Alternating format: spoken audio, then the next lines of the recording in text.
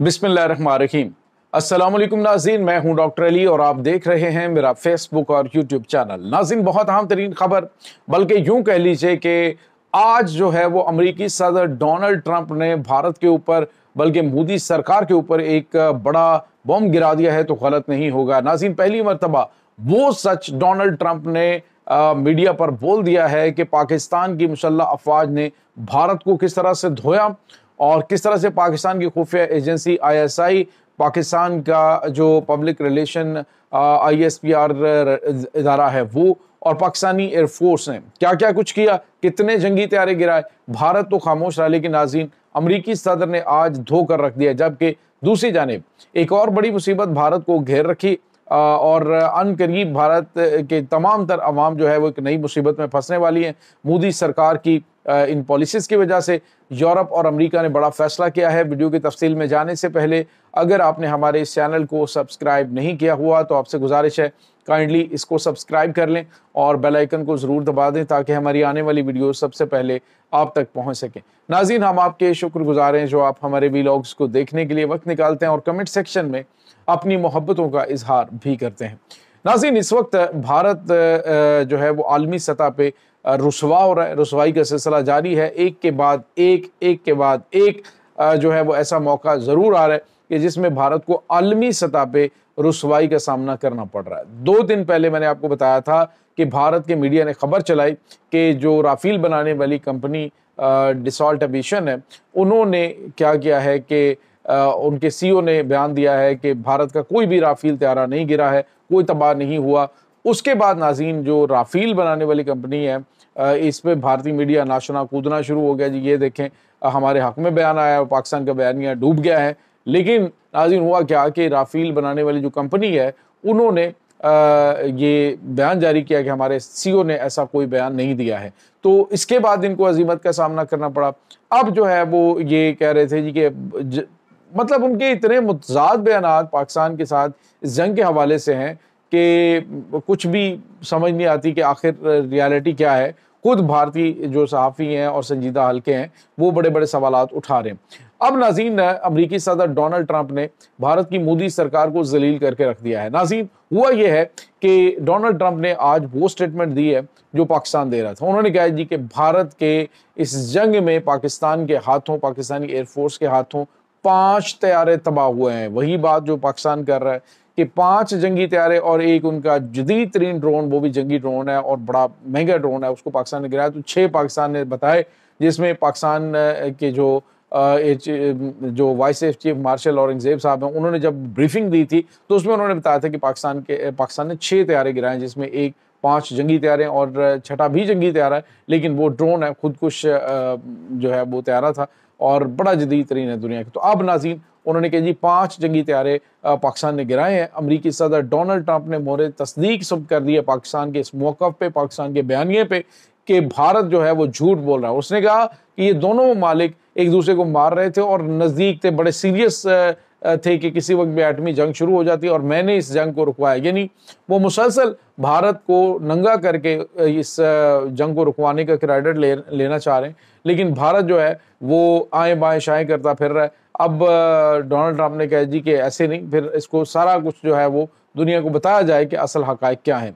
दूसरी जानिब नाज़रीन भारत की लाड़ियाँ चड़ियाँ भी ख़त्म हो चुकी हैं। भारत एक बड़ा मुल्क, एक बड़ी मार्केट और अपने आप को एक बड़ी इकॉनमी कहने वाला अब नाज़रीन बुरी तरह से घिर चुका है।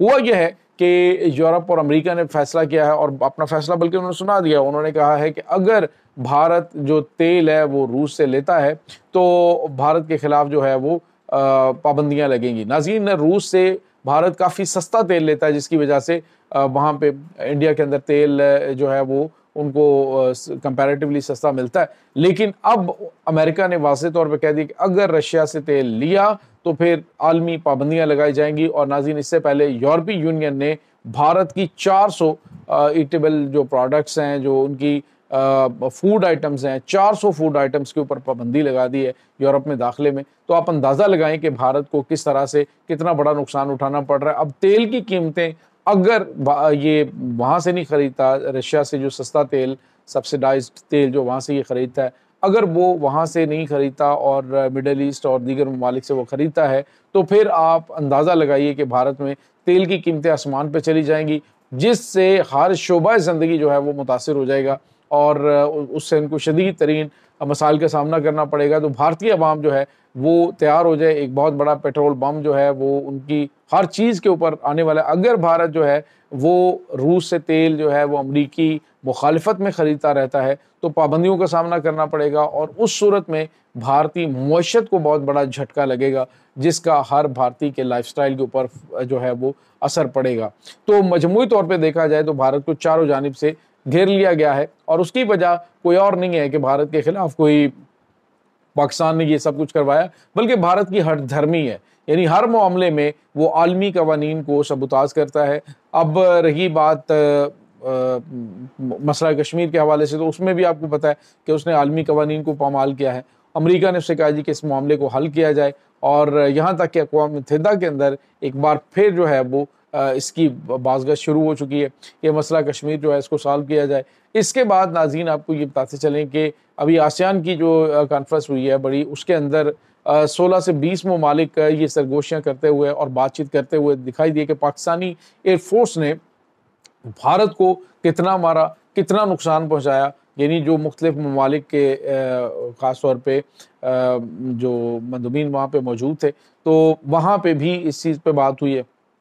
اب ناظرین صورتحال یہ ہے کہ پاکستان کی جو ساکھ ہے، اس حوالے سے پاکستانی ہتھیاروں کی ساکھ جو ہے وہ بہت زیادہ زبردست ہو چکی ہے، اور چائنا جو ہے وہ پاکستان کی بلائیں لے رہا ہے، پاکستان کو ہر طرح کے ہتھیار فراہم کرنے کے لیے تیار ہے۔ پہلے بھی دے رہا تھا پاکستان کو، اب بھی اس نے کہا جی کہ ہم ہر چیز آپ کو فراہم کریں گے۔